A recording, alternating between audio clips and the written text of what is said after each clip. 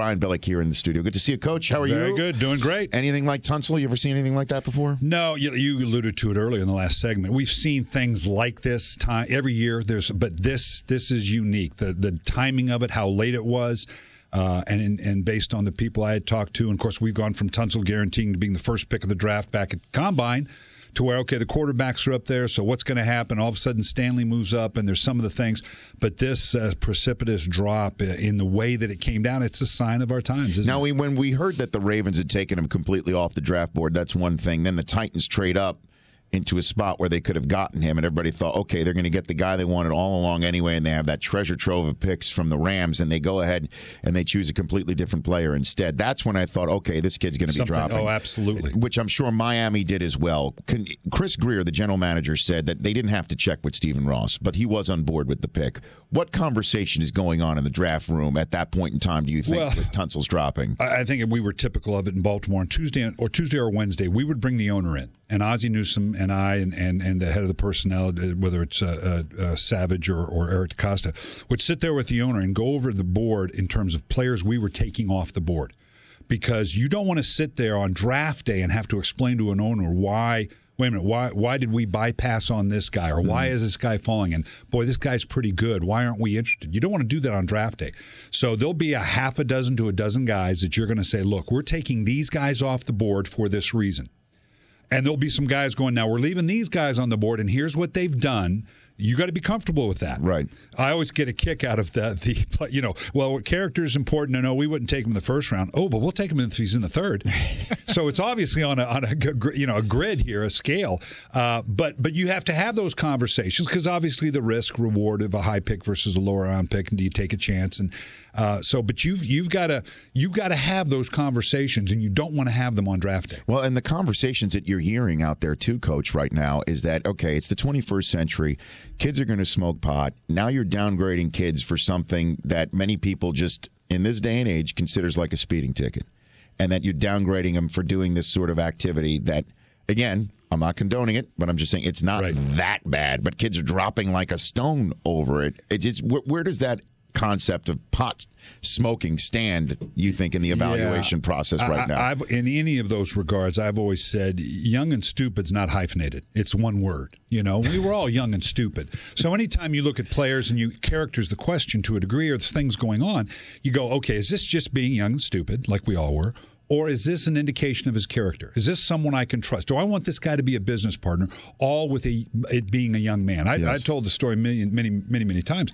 At the Combine, we have those great 60, 15-minute interviews. And we had a kid come in, and I'm looking at his rap sheet, and he's got his mantra going with the agent, what he's going to say. And I said, I don't want to hear what your agent has to say. I just got one question for you. I'm looking at your rap sheet. Nothing really serious, just stuff he'd been around. And I said, one question. Are you a thug, or are you just stupid? Which is it? And he said, those are my only choices. So I said, well, you're not stupid. But I will tell you this. This young man went into the league 12 years. Yes. Productive, never had an issue. So, you deal with this with young people, but it is a tough question now because we have so much more information and you're so much more. That's what's stunning to me, that this didn't come out legitimately until the 11th hour. Well, I don't know how that's possible, I too, because Deadspin had an article today saying that somebody reached out trying to sell them this video. I heard from a couple of information people last night leaving the draft hall saying that somebody reached out to them saying we have this video. So if people are being reached out to in the media, then some of these security experts working for each team had to know about this video. What will belie that is as early as yesterday morning in a couple conversations, some people were legitimately talking about taking him earlier. And so whether it was 11th hour for them and not others, it's hard to imagine. I agree. Well, and as we've seen before, talking about it and hearing about it is one thing in the NFL, and then seeing a video about it changes a lot of minds. And now it's having to sell that to your owner and your club in terms of, oh, my God, I didn't realize it was this bad. Yeah, that's very real in today's NFL. Brian Billick is here. Let's take a quick 60-second break. We come back, I want to talk Paxton Lynch with you. I want to talk about what you think was the most intriguing pick of the night, and then set up tonight.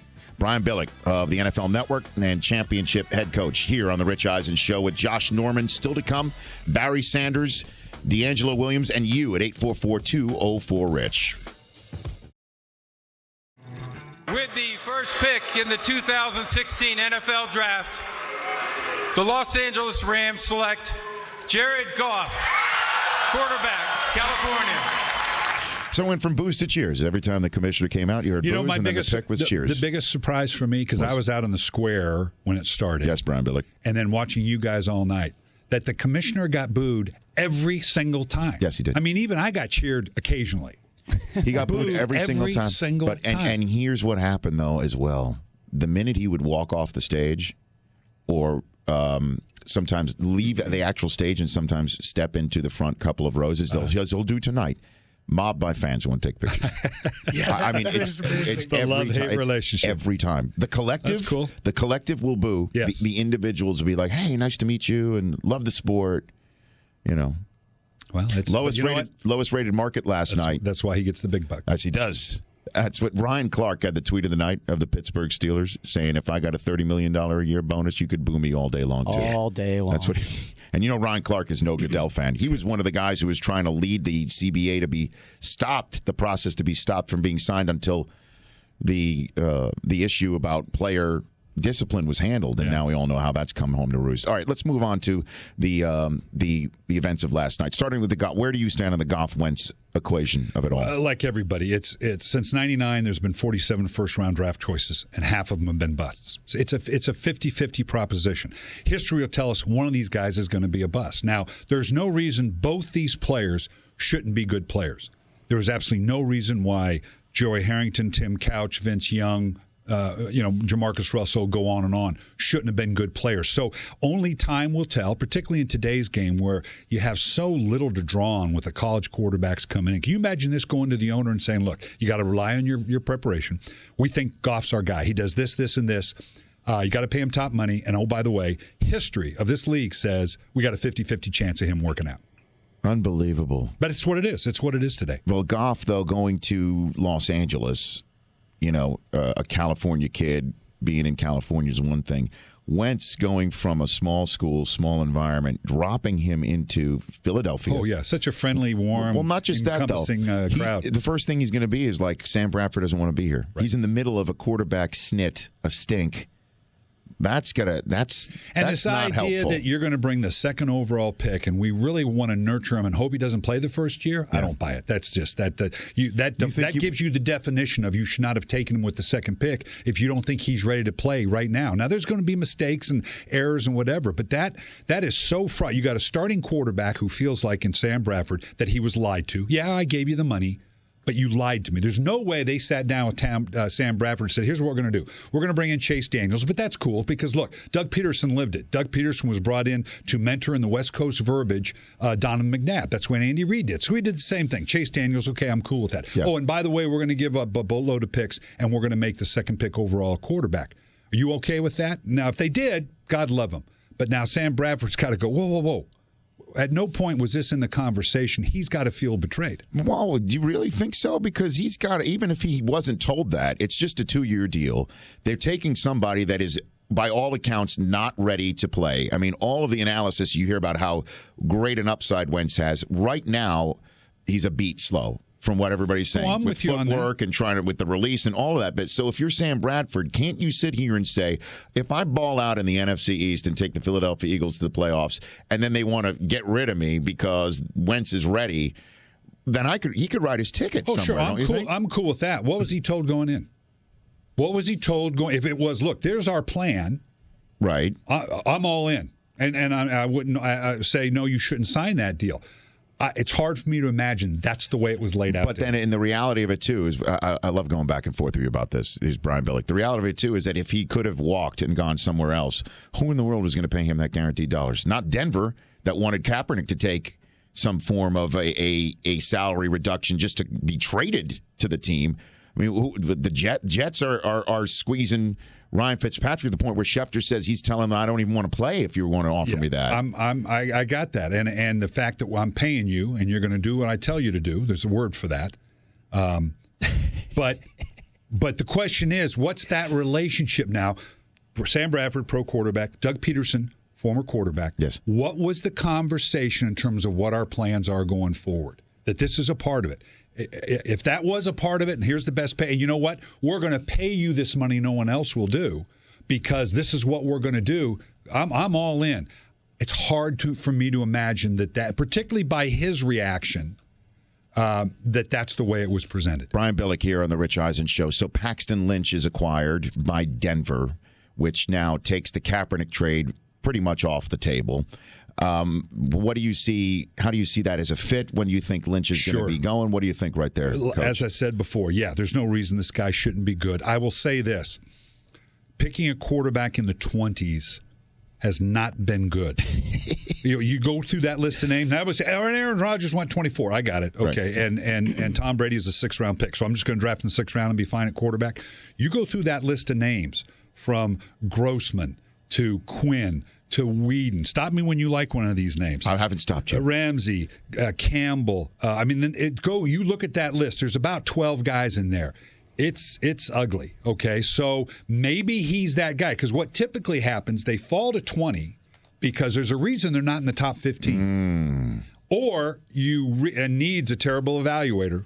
You pull them up from what should have been an early 2nd-round pick. And the problem is, I don't care if you're the 32nd pick of the draft versus the 33rd. If you miss on a 1st-round pick, you're sitting with Rich Eisen on a show. I love doing it. Come on now. Or as opposed to taking the first pick in the 2nd round. Right. That sounds silly, but 2nd round, okay, you took a shot. And we got you Dalton, miss on Kaepernick, Favre have been in that mix too. So is Cobb. Yeah. So is Browning, Nagel. I mean, I like the look of what this guy could be. I really thought when St. Louis, now L.A., was sitting at 15, that this might be a guy along a Roethlisberger, Flacco-esque, at 12 and 18.